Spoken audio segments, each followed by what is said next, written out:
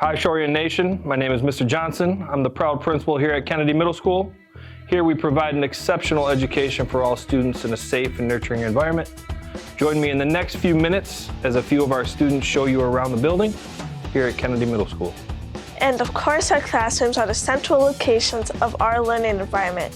More than 708 students walk through our hallways each week to get to class. We are training students like myself to excel in an evolving global society. I hope to become a zoologist someday. The art room is a perfect place to witness artistry happen. These students enrich and inspire others by showcasing their talents and growth through drawings, paintings, ceramics, acrylics, and mosaics. Our choir room is home to many of our performing arts practice performances. They dazzle us with their beautiful voices, choreography, and beaming smiles in the classroom and on stage. We have so many great options if you're hungry in our cafeteria. We have healthy foods like a salad bar, or we have indulgent foods like a cheeseburger.